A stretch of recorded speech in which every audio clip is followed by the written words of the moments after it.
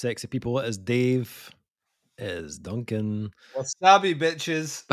Back from Metal Epidemic. It's a conversation offline.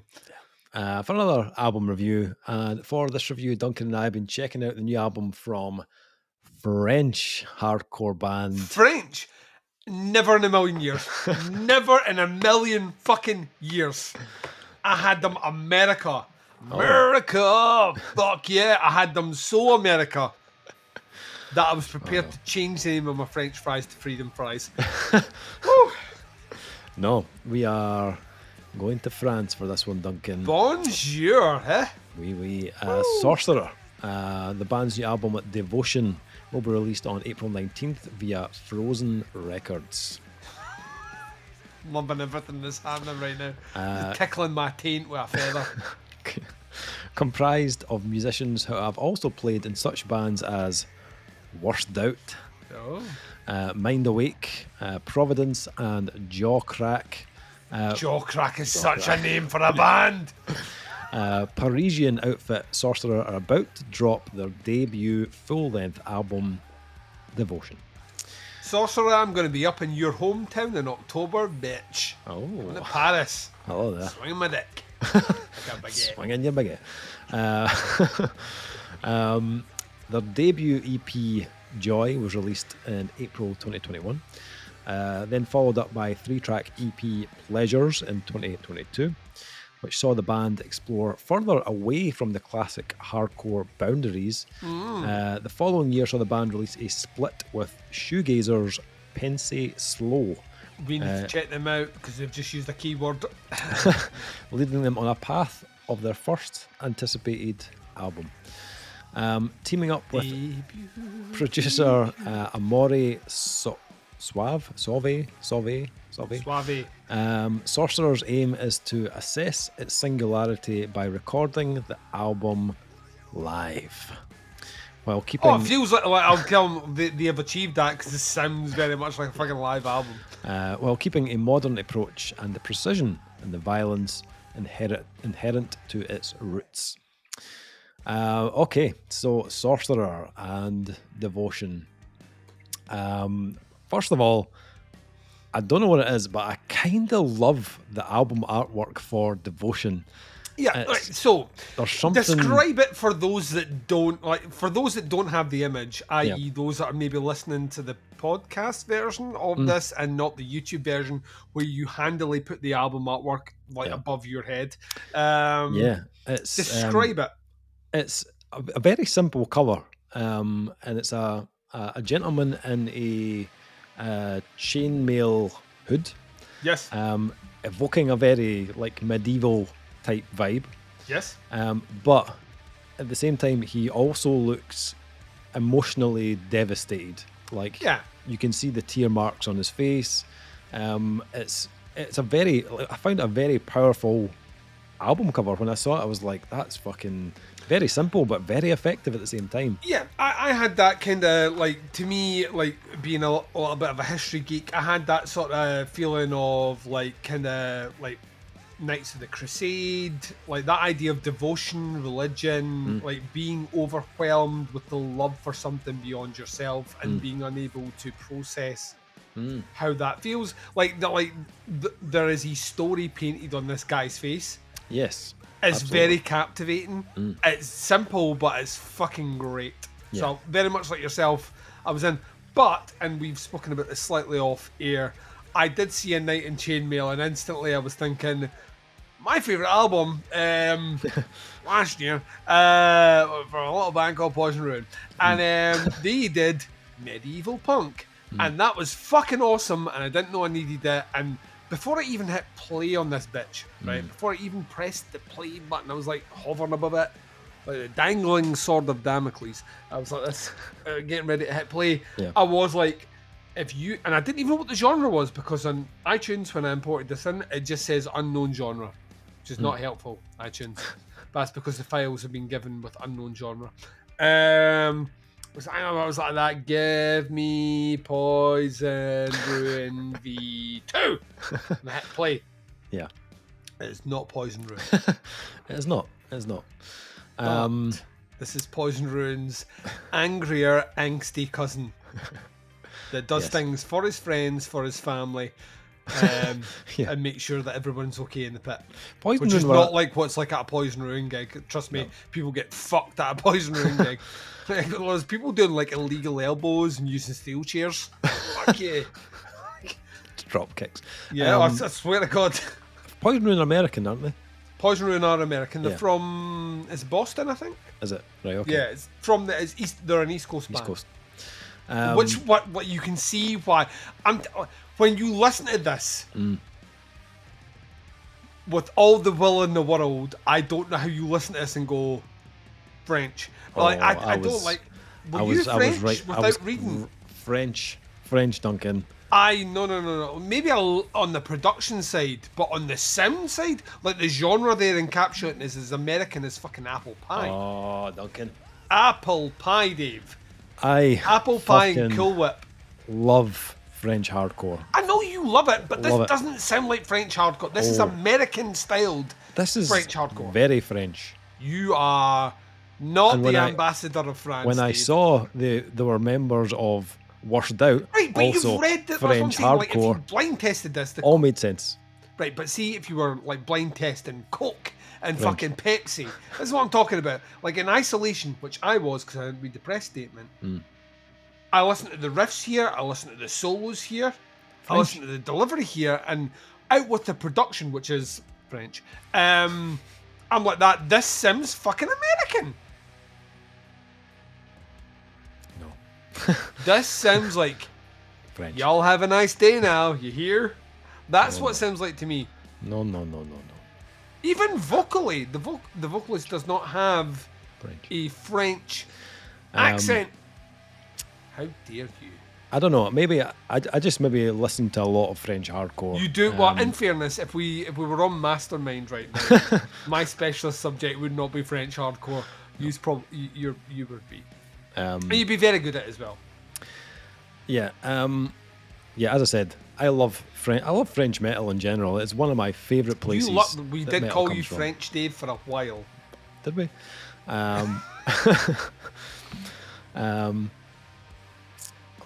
Yeah. This one did not disappoint in the slightest. Oh, it did. Now I'm doubting myself. Maybe we didn't. I love the way this album starts. So the first track on this is called Badlands, and kind of sets the tone on the album straight away, which is partly an intro of kind of dark chords, a little bit of organ in there. There's eerie kind of atmosphere. Basically, it's very much living up to its name of Badlands for me when it kicked in.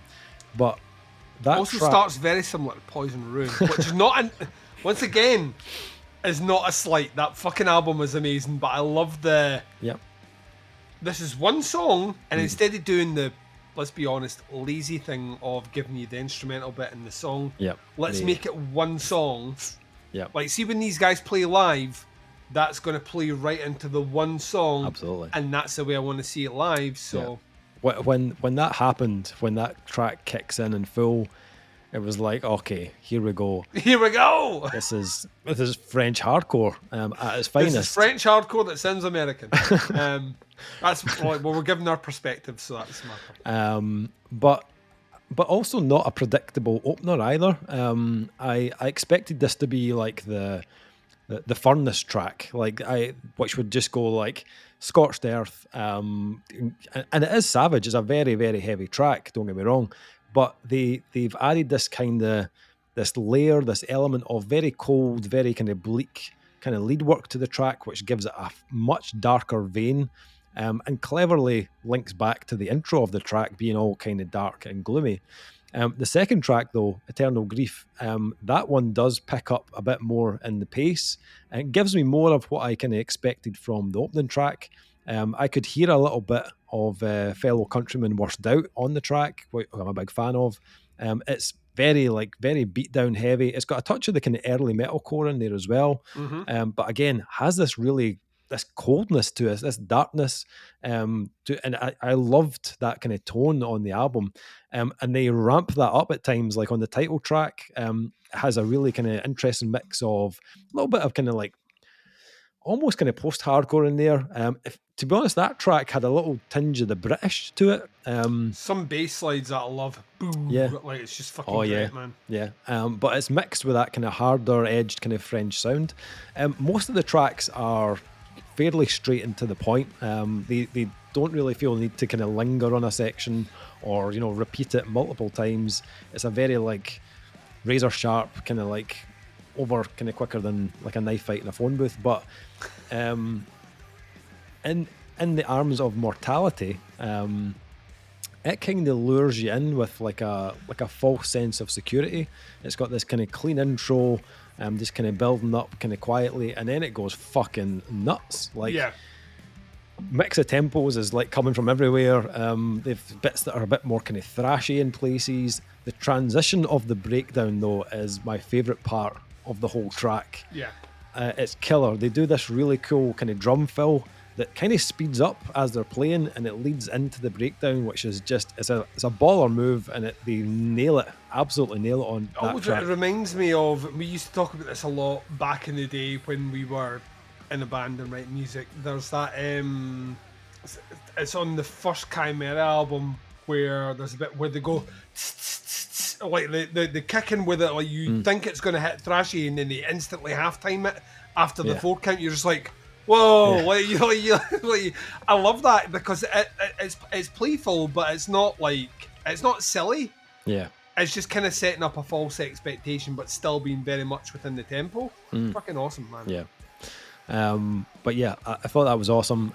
Then there are moments where they do let things play out a little longer. Fortress is one that kind of pushes the length a little bit. It's got some heavy Poison Ruin vibes at the start with the synths. Salt Bay in it. Yeah, absolutely. So you're still getting that kind of medieval kind of vibe to it. But that track, that's going to be killer live because it's got a really kind of slow, kind of churning kind of groove to it, but it has this huge chant of the word fortress throughout it as well. When I was listening to that, I was like, that's like crowds are going to eat that up. That's just going to be something you're going to hear being chanted back. The bass tone on that track is delicious, Duncan. It is delicious. It is literally the last word of it. It is magnifique, Duncan. There's a whole section where they just let the bass play on its own with the drums, and it's absolutely fire. They do it on the closing track as well, and I love that. Just you know, like just take the guitars out for a sec, just let the bass do its thing, and it was awesome to hear. On A Kindness, they switch up the rhythm a little bit, which I quite liked. It's got a bit more of a almost like a kind of Will Haven kind of type sway to it. 100% Will Haven sway. Yep. Yes, Dave. Yes. They're an American band, aren't they? They're American, yeah, they are American. That track, it almost feels like more kind of transitional in a way. 100% a transitional track in the last two, yeah. But it does, like, as it starts to get towards the end, it builds up and it starts to get really heavy. There's a really cool groove towards the end. The bell jar, when that kind of started, I was like, all right, okay, this is cool. Maybe felt a little bit kind of lukewarm to begin with. But then it's one of these tracks that kind of starts to build momentum as it goes.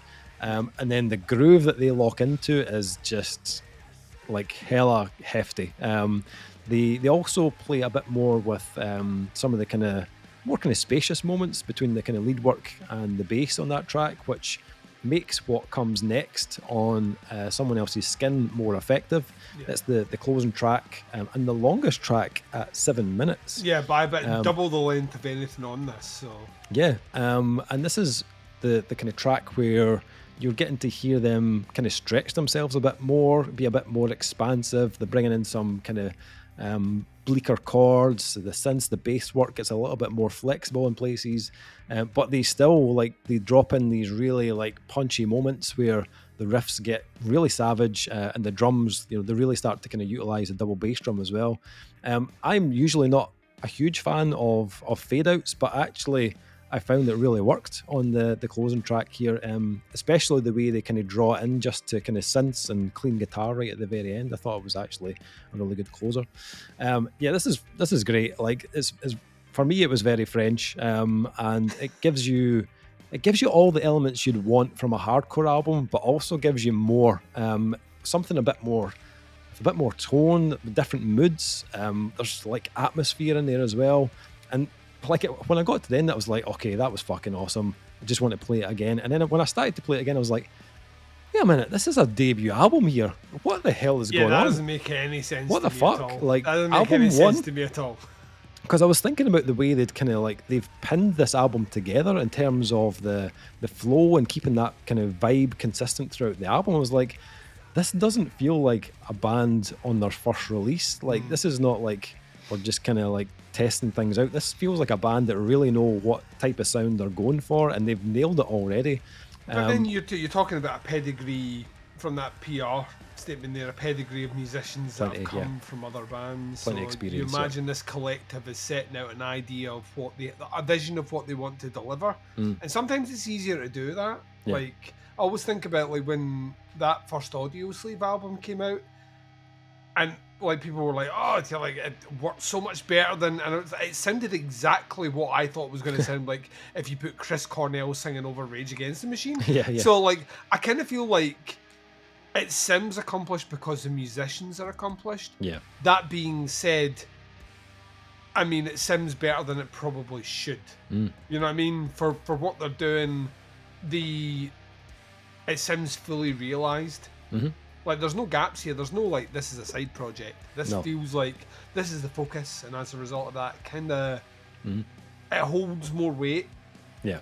If that makes sense. I don't know if that is. Finally, like, production-wise, I know they said they recorded this live, but like, it doesn't lack any power. Like, this still absolutely slaps you. And the fact that they have recorded this together as a band only accentuates the kind of groove on this and that natural kind of feel and cohesion they have as a band on this. So like production is top drawer, like it fits this sound perfectly. I thoroughly enjoy it. This is like, I'm a mark for this type of stuff, but I thoroughly enjoyed it. What about yourself? What do you think? So there's a phrase, right? There's a phrase that, that says, "I'm going to get medieval on your ass." Yeah. And I think that should just be transitioned to, "I'm going to get medieval on your genre." And I want that. I want that in everything now. I want a medieval industrial album. I want a medieval new metal album. Probably exists. Like, we came out last year with me, like, High on Life and Poison Ruin. And I want to stress this again, out with the similarities on specifically the vibe they're going for, not the genre. There's a lot of connective tissue here. Musically, they're very different bands. Production-wise, very different bands. But I found myself enthralled with that last year, where I was like, I like the package. Everything they're doing just works for me. That transitions to Sorcerer. I like the package. I like what they're doing. Like, I like the whole thing. The whole thing as a group together, as the way they're presenting to me, works. I think, like yourself, I was instantly drawn in with the album artwork. I wanted to hit play really, really, really quick on it, because I was just like, I want to know what this sounds like, because it's given me what I think is a vibe, but I don't know what that vibe is. I was very surprised, like 30 seconds into it, when it was a hardcore album. I'm not a French hardcore historian or enthusiast. To me, when I heard it, it reminded me a lot of American hardcore. So I just assumed, right, they're from the same part of the world as Poison Ruin. So maybe a wee influence there. Punk and hardcore is not that far apart genre-wise, or maybe it's seeping through. Maybe there's an underground that I am not aware of.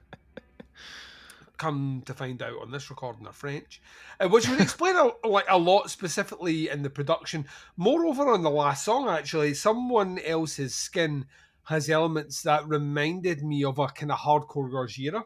In terms of the way the track breaks down, specifically the percussion linking up with the drum, it had that French vibe about it, but I just kind of parked that to the side in favour of I know where they're from. I like this band a lot, right? We talk about, and we have talked about a lot about how there is this kind of weird renaissance for hardcore music, specifically kind of mid to late 90s, maybe very early 2000s hardcore. And I'm kind of love it. It was a genre that I could have not given less of a fuck about when it was happening, but now revisiting a lot of that stuff, specifically bands that are influenced from it, I find myself more interested in it.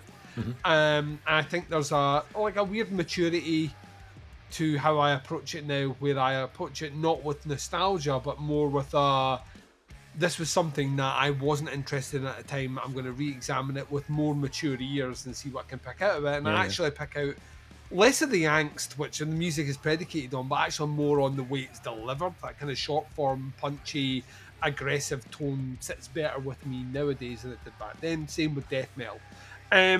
Sorcerer have a very direct way of approaching you with their music. And there's some trickery in there with what they do, whether it is inviting you in with like intros into songs or quieter moments that belie the heavier moments that come after. But let's not mistake anything that the band does here on Devotion. Ultimately, when it comes to their hardcore chops are on display prominently all the way through it, and they're very fucking good at it. This album has riffs for days. Like, honestly, what I found so interesting about it is just when I was like that, there's no way they can add another riff onto this track. We've had about 7 already.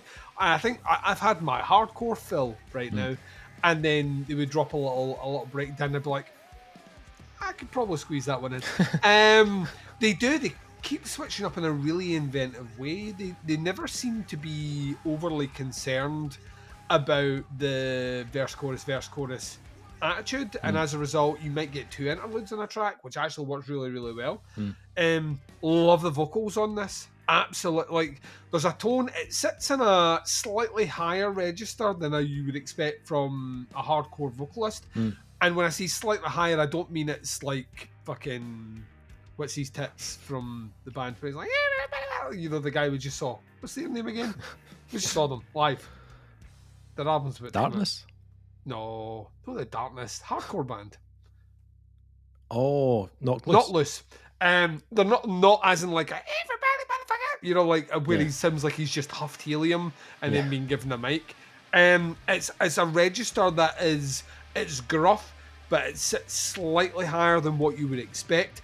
I fucking love it though. I actually think it instantly differentiates them from pretty much all the other group of bands.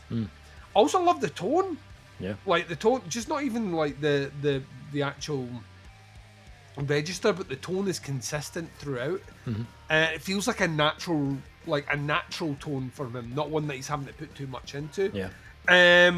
He kind of splits between doing very to the beat kind of rhythmic vocals, hardcore style, and other bits where he plays on it a little bit more and he almost subverts expectations. I found myself getting lost in, that's really smart, that's a technique I wouldn't have expected, it's really interesting he went there. Not stuff that I generally do with hardcore albums, where I'm kind of just, there's an expectation the vocalist will do this, and guess what, when you're listening to it, that's what they do. And it fits, and that's fine. So there's a bit of playfulness here. The composition in terms of the structure of how tracks are mixed and their placement on the album works really, really well. No 2 tracks here, once again, I've mentioned this before tonight, but there was a theme through albums, sound too similar, even though they are coherently the same album. Thought that worked. I love the closing track. The closing track is the first indication that this band has more than meets the eye like a transformer. Like, you go from tracks, the longest track in this album is a fucking cunt here, right? Would demonetize because of that, sorry. A cunt here under 5 minutes. And at that point, it was Fortress, and like you say, it was a lot of chanting, and a lot of that's why that song's that length. When I saw the original lineup of the songs, I was like, the closing track, 7 minutes. Right? It's a risky move, Cotton. Let's see how it plays out. Plays out perfect. Yeah. I, unlike you, don't have an issue with fade outs. I'd like you have a fucking weird phobia of the fade out. There'll be a Latin name for it probably. I like them if used well. This is used really, really well. But that closing track has lots of different movements. It kind of is almost like a smorgasbord of everything on the album displayed in front of you, but it teases more. So much so that when I got to the end of the album, I was actually sitting in the position where like that. These guys have more that they haven't shown us yet. Like, there's more they can do, and I got very, very excited about that because encapsulated in the what we're talking about here in this album, it's not a particularly long album overall, but encapsulated in this length, you get a lot of what they can do, and on that last track, they're just like hint at something more that we didn't quite give you fully, and that might come out as it goes on. It baffles and blows the mind that this is a debut. It feels so confident and so assured of its sound. And that visual aspect of the night, the themes that work through, the name of the band, all works hand in hand, so it feels like a complete vision. Lastly, production on this is fucking awesome. We say that almost about every French band. Yeah. There's something in the water over there where producers are just like, this is how you produce an album, and it's hard to argue that it's not how you produce an album. It just it works really, really, really. I would love to see them live. Yeah. I'm hoping that if I went to see them live, there'd be not a lot of windmilling. That's just what I'm hoping. I hate hardcore crowds, I'll be honest. Not Loose recently ruined me for that now. But I'd be curious. I would love to see how this transcends live. Having seen Poison Ruin live, it was much more intense than I was expecting. It was like a proper punk show that they put on. There was no gimmicks, there was nothing medieval about it. They just came out and played in a small, sweaty venue, like really full-on punk songs. I'm interested to see what Sorcerer do. I'm kind of hoping that they just come out as a hardcore band, displaying what they do as a hardcore band, and the crowd get into it. It's a really, really, really, really, really well put together album. I'm stoked to see where they go next. They're very young in their career, and it already kind of sounds like they know where they want to go. And turns out I also am on the same journey with them on that. I kind of want more of this. So we'll see where it takes them. So I believe this is the point where you do scores. It is, Duncan. I think standing out in the French hardcore scene, or the hardcore scene in general, to be honest, is quite difficult. But I think crowded elevator at the moment. There's a lot of bands pushing that way. So I think these guys are definitely onto something here that's a little bit out with the kind of norm. There's something more distinctive about this band that's only going to get even more unique as they grow as a band. I really like this. I think, like, for me, like a solid, really good hardcore album usually sits like a 4 out of 5. This band feel like they are pushing it that bit more. They're pushing the dial. So I'm going to go 4.5 on this one. I think they'd be awesome to see live. If they're anything like the French hardcore band we saw supporting Knocked Loose, which was Headbusser. They were fucking awesome live. Yeah. And we heard them, we literally heard them like a couple of days before, like on their EP release, and I was like, this is cool. And then we saw it live and we were like, this is really fucking cool. Yeah. Like, they brought it. So they were turns out the French know their hardcore. Who would have thought it? A country which isn't predominantly known for antagonistic riots against autocratic governments. It's not in their blood. No, not at all. Makes sense. Makes total sense. What about yourself? Did this bake your baguette, Duncan? Did it bake my baguette? No, it didn't, Dave, because I would go to a bakery where artisans of baking goods would give me a freshly baked baguette, and I would eat it morishly and demand more. I think you're like spot on with the score. This is a 4.5. It's giving me something I didn't know I needed. I don't think it's. I think unlike Poison Rune, which was like 5, give it a fucking 5, all the 5s. This one here, I think specifically after that last track, they gave me a hint of something more that they haven't given me yet. Yeah. And I think that's what will give it the 5. I think the next album could be there. Yeah. I think like bizarre to see album number 2 might be like a 5-star album, but I honestly wouldn't dispute it on this one. Yeah. It's a 4.5. It's a fucking great album. I've been spoiled this week. I've honestly been spoiled with music, and Sorcerer are one of those ones which to me are from left field, didn't know anything about them, are totally on the radar. Can't wait to see them live. Scotland isn't far from France. The Old Alliance is what we call it over here. And hopefully we get a chance to check them out over the next year. Yeah. Because I think they'll bring it, man. If it's even half as good as what it sounds like here, we're in for a fucking treat. 4.5. Nice. Sorcerer Devotion out on April 19th on Frozen Records. Links below. Check them out. Have a listen, see what you think. That is the review. Thank you for checking it out. We'll be back with another review very soon, but until then, take care. Speak to you soon. Bye, everyone.